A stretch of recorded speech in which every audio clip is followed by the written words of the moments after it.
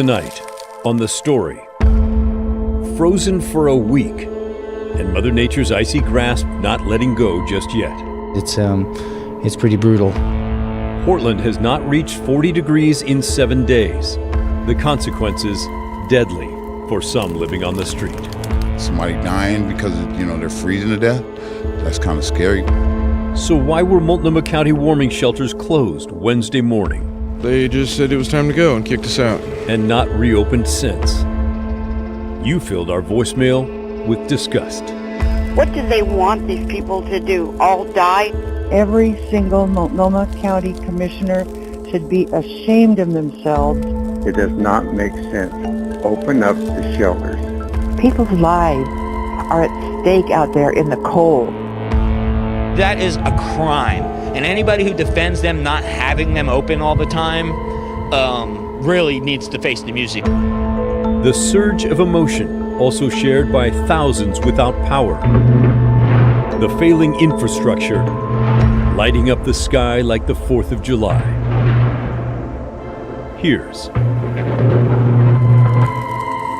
The Story.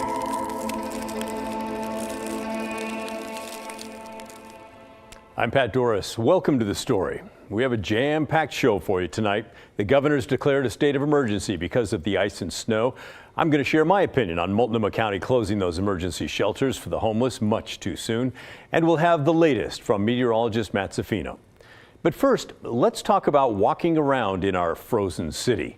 If you have snow and ice still on your sidewalk and you're a homeowner, probably time to clear it off this weekend if you can do so safely. I know that's easier said than done. This is my neighbor in Northeast Portland, Glenn. He's a great guy and up and at it this morning, clearing the ice off the sidewalk.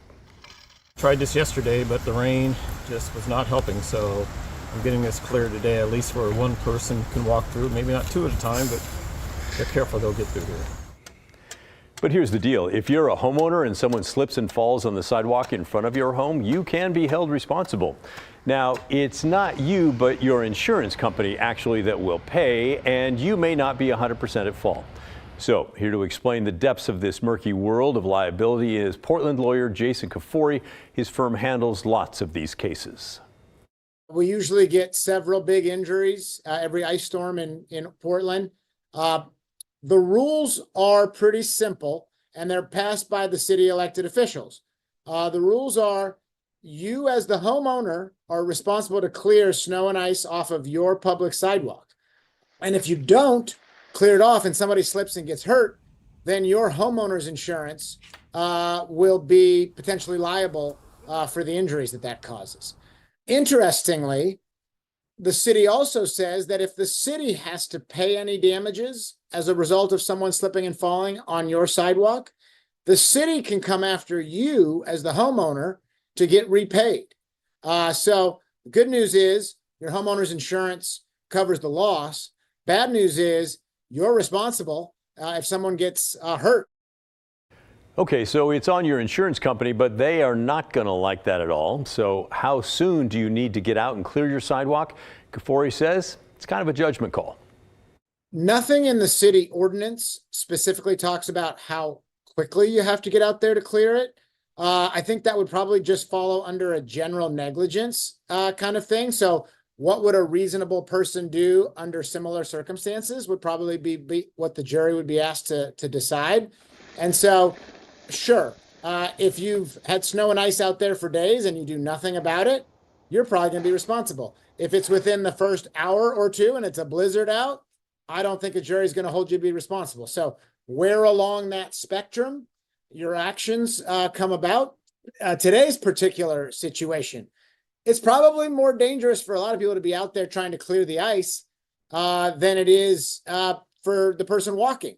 And frankly, the person walking is going to have some pretty significant comparative fault claims against them too. Specifically, he was talking about yesterday when it was raining. Now, here's another one of my neighbors. His name is Barry, hardworking guy. He's always on top of the snow and ice removal. Remember, you don't need to do it immediately. If everyone else is clearing their sidewalk, though, like my neighbors, probably a good idea for you to get out and do that too. And finally, we don't want to be one of those shows that just scares you needlessly. Here's some context. Kafoury says most of the time, it's not homeowners who are sued over these things. So who is? Well, let's just say we found this question from Lisa to be timely. She writes in to say, has anyone done any reporting on whose responsibility it is to shovel and deal with ice on apartment parking lots and walkways? Apartments here say it's not their responsibility and it's really hazardous. People have to get to work. Well, thank you, Lisa. Mr. Kafoury has your answer. And what we find oftentimes is that it's not claims against homeowners.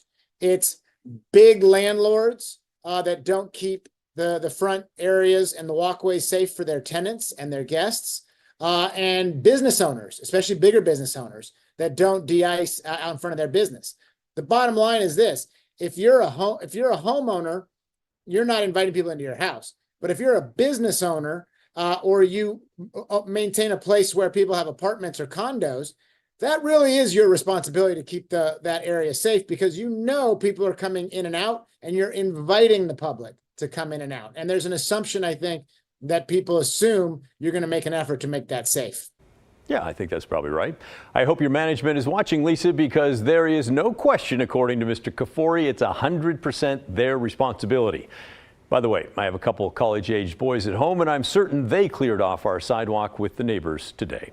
Now let's bring in Chief Meteorologist Matt Zaffino. Is everybody done with the freezing rain now?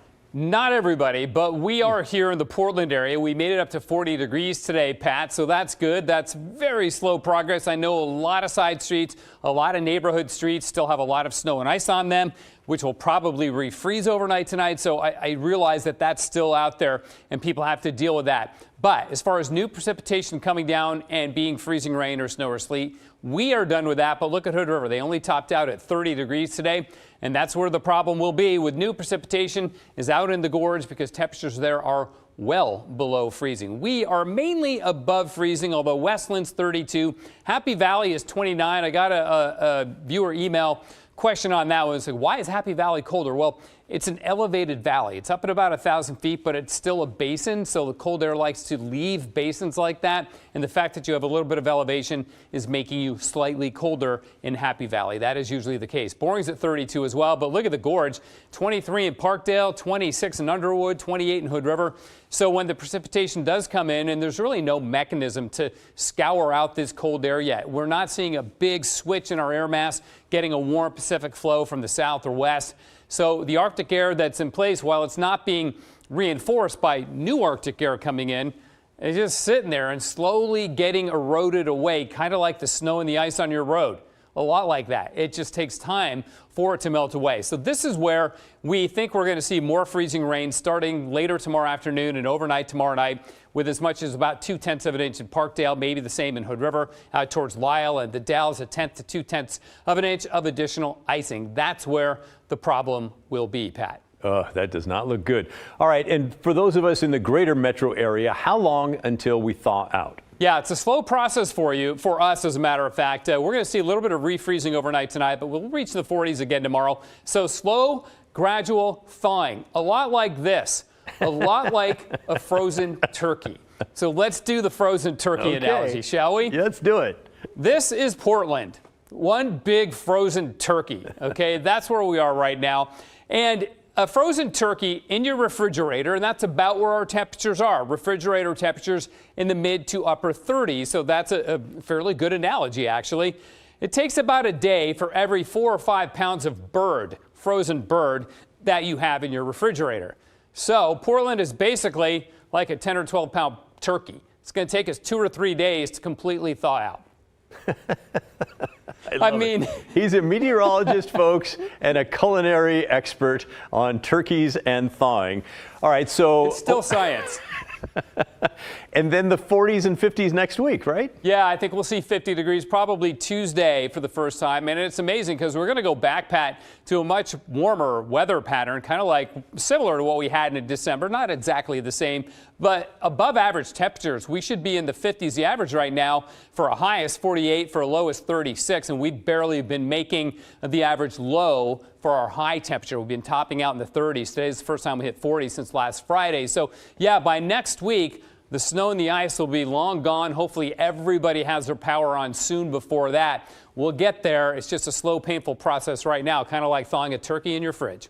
And one other thing, Matt, I know that February is also famous for snow and ice storms around here. Oh, yeah. What do you think? So it's interesting you brought that up because Portland's all-time coldest temperature ever happened in February. Early February, we hit -3. I think it was on the 2nd, so on Groundhog Day, interestingly enough. So we still have the potential for going back to cold and snowy weather. I'm not seeing any indication of that happening over the next, say, 10 to 18 days. Beyond that, you never know, could happen again. But I think in an El Nino year like this, hopefully this was our one shot because we basically had a month's worth of winter in a week. I mean, think about the Cascades. Very low snowpack up until about 8 or 9 days ago, and now we're pretty much back to average. Wow. Okay, great. Thank you, Matt. Always love your explanations. Coming up next on The Story, the issue that has many of you fired up. Warming shelters remain closed tonight in Multnomah County. Blair Best shows us how some homeless people are dealing and doing whatever they can to survive the elements in tents. Plus, I'll share my opinion on the shelter situation when The Story returns.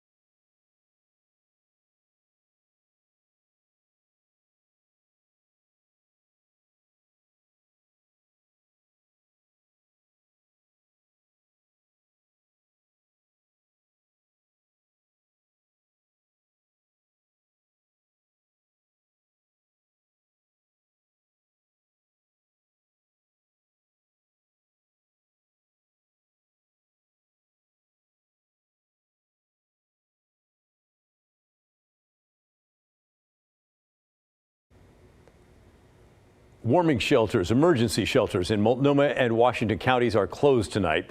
There are different thresholds of when each county opens these kinds of emergency shelters, and those are based on temperature and precip. But the winter weather in our region has already killed at least a dozen people, and more than half of those are likely dead because of hypothermia. Today we learned of 2 cases in Clark County. Blair Best shows us how an overnight shelter in Clackamas County is seeing overwhelming demand, and how homeless folks in Multnomah County are just trying to survive. As frigid temps continue to grip the region, people flock to this small building in Oregon City. Because we really don't have anywhere else to go. This resource center is the only severe weather emergency overnight shelter left in the whole Tri-County area. It's a little wild to me. It makes me extra grateful for the support we have in Clackamas County. They've helped more than 100 people during the day over the past 11 days, but their capacity allows only 49 people to stay the night. The storm has been just awful for our folks. They're also using this time to connect people with services. Because there's not a better opportunity to connect with someone when they're here in front of us, ready to engage. Because this is one of the most important places that people can come to get help. In Washington County, emergency overnight shelters have closed, and in Multnomah County, I was in this tent all this time, Everything's frozen. Homeless people like Aileen continue to fight to survive on Portland streets after warming centers there closed early Wednesday. It feels really cold. If I didn't have hot hands, that's my 7 degrees to keep me warm. This shelter in southeast Portland, which closes at 7 a.m., It breaks my heart, but we don't have any other options. saw the dangers of no emergency warming centers Friday morning when a man staying there needed to escape the cold. He was literally crying, begging this morning, for help. So they called an ambulance and waited 3 hours. It never came.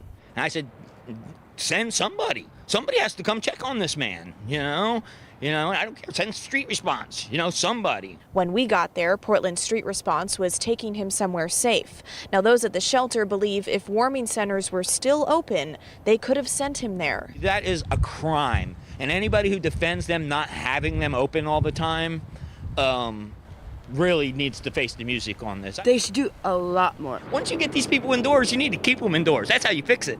All right, so let's talk thresholds. In Washington and Multnomah County, they open emergency shelters when it's 25 degrees or there's enough rain or snow. Here in Clackamas County, they wait until it's 33 degrees. But the majority of people that need this type of emergency shelter are in Multnomah County. A spokesperson there tells us that once they decided to close their warming centers, it was too late to change course, given the number of volunteers they would need to recruit to keep those centers open. I also want to point out that there are non-emergency overnight shelters in both Washington and Multnomah County, but at last check, they were either full or beds were limited. In Oregon City, Blair Best, KGW News. All right, well, thank you, Blair, for the facts. Now, here's my opinion on this. Closing the shelters is a bad move. It's obviously too early. There's still lots of snow and ice on the ground in the greater Portland area. Look, I realize you have to have some sort of metrics to make a call like this, when to open or close the shelters. Having actual hard numbers helps take the emotion out of it. But then you also need to add in just a little tiny bit of common sense. You cannot be inflexible on those metrics. How about walking outside to see what it feels like? How about going to a shelter to see how those who live outside are doing with this cold? We've reported on cases of frostbite among the homeless people who've shown up at these shelters. That should tell you it's dangerously cold out there. But the county chair and others jumped the gun and called for the closing. And then they said, as Blair just told you, too hard to come get all the staff and the volunteers back to the shelters. They told our Blair Best the shelters were open 24 hours a day for 5 days in a row, and that it took 350 people a day, both county staff and volunteers, to keep those places going. Okay, great. Nice work to those of you who did volunteer. I'm told a lot of county workers worked their butts off. Well done. I'm also hearing the city of Portland only agreed to help supply workers when they were asked. Come on, you guys. It's time for the two governments to start working together on things like this. Don't wait to be asked. You see there's an emergency. How about volunteering? There's just no question the shelters closed too soon. But here is another question I've been thinking about. Why is it that every time we have a snowstorm or an ice storm like this, it feels like the very first time our county has ever experienced it? I mean, I sort of want to issue a warning right now. We're going to have some really hot days this summer. Hopefully you'll start to give a little planning thought to that. This should not be new, you guys. Why is there not a template that someone can pull off a shelf and say, oh, ice storm? Okay, yes, here we are. Here's all the shelters that we use. Here's all the staff that have been notified that part of their job is working in a shelter if needed. Here's a list of people who have other lists of people who have volunteered. Let's put it in action right now. Seems pretty simple. Folks, we have 803,000 people living in Multnomah County. Is it crazy to think that we could get 2,000 or 3,000 trained up and ready to volunteer every winter for the homeless emergency shelters? I don't think so. And if we had that in place, it would be no big deal to keep the shelters going until the snow and ice melted, which is common sense. I know some of you think I'm being too hard on county leaders, and some of you are going to write in and say, you just don't understand. You're right. I don't understand. I don't understand how you can close shelters and force more than 1,000 people back into icy wind and frozen surfaces in our city. Yes, it is easy to be an armchair quarterback on this, but it should also be easy to walk around and say, we have metrics, but right now we're throwing those out the window. We are erring on the side of caution and compassion and safety. But that obviously did not happen. And in my opinion, this storm was hard enough for those of us with housing. The folks who made the call to close those shelters made it unbearably hard for those without. They are the people who were forced back out into the elements. That's my opinion anyway. What's yours? You don't have to agree with me. Let me know what you think though, will you? Email us. The address is thestory@kgw.com or call and leave a voicemail, 503-226-5090. I look forward to hearing from you. Up next on The Story, since the tragic electrocution of 3 people in Portland this week, many of you have asked about safety tips when it comes to potentially live power lines falling on your vehicle. What should you do? It's a dangerous situation no matter how you look at it, but we do have some tips and best practices on how you can get out safely when The Story returns.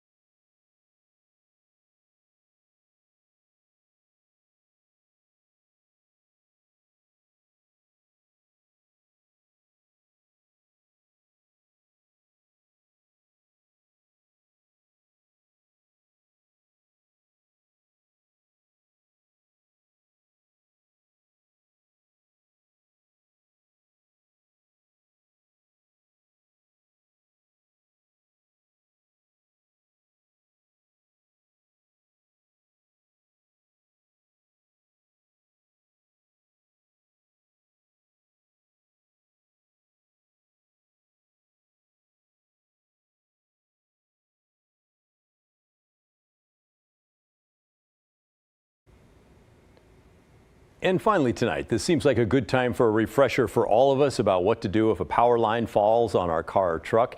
If that happens, first stop and recognize it is an extremely dangerous moment.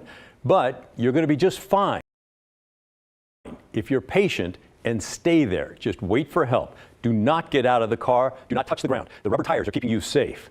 But let's not just brush this off. Thinking about it now will help you remember it if you need it. The source we're going to use tonight is a safety video developed by a power company in California. It was used to train me and everyone else who worked out of live news vans. Remember those? Those are the big vans with the telescoping arm that goes up high in the air. The danger back then was that the arm would accidentally touch a power line and become energized. That would also be true for a power line that falls on your car. By the way, we hardly ever use these vans anymore. We now have backpack devices that do pretty much the same thing. But I've always remembered this safety video, so I wanted to share parts of it with you. Some of it's a bit goofy, but it drives home the point. Electricity always wants to get to the ground, so we were warned to always be looking up before the truck mast was put up into the air. If it touches a power line or even comes close, the electricity can follow that connection down toward the street. Now, if you're touching that car or van, which is touching the live electric wire, the electricity jumps over to you and finally gets to the ground, but it can easily kill you as it passes through. So again, stay put if you can. If you're perfectly safe inside your car, do not move, and also do not touch the ground outside. The safety training taught us that the only time to get out is when a utility worker shows up and says the electricity's been turned off and now it's safe, or if the car is on fire and the flames are getting close to you. I'll let the narrator describe how to get out if you need to, but this is dangerous, and only do this if it's the very last thing possible and you're out of options. When leaving an energized truck, you must jump clear. You cannot touch the vehicle and the ground at the same time. Say, for instance, to catch your balance. Remember, if any part of your body touches the truck, you become the path to ground and you will be injured, maybe even killed. It's not important that your first jump from the vehicle be a large one, but it's critical that you are not touching the truck and the ground at the same time. Electricity will always find the quickest route to the ground, even if it's through you. When you land on the ground, try to keep both feet together, but your hands cannot touch the ground or any part of the truck. When voltage is in contact with the ground, as it could be in the case of an energized truck, it spreads out away from the vehicle in concentric rings like ripples on water. The rings have different voltage potentials, and these differences could cause you serious harm. So, if you step with one foot on one ring and the other foot in a different ring, you could suffer electric shock or even electrocution. Same thing could happen if you jump out of the truck and lose your balance, causing your feet to land on one ring and your hands in another. So steady your balance and keep your hands off the ground, the truck, or anything connected or touching the truck, like a cable or piece of equipment. The voltage in the rings will decrease the further away you get from the truck. And they recommend moving at least 20 feet away if it's dry and 40 feet away if it's wet. So hopefully you'll never have to use those tips, but with our storms, you just never know.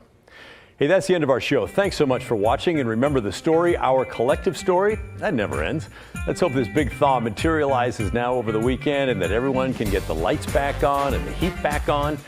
In the meantime, I'll see you right back here on Monday night at 6:30.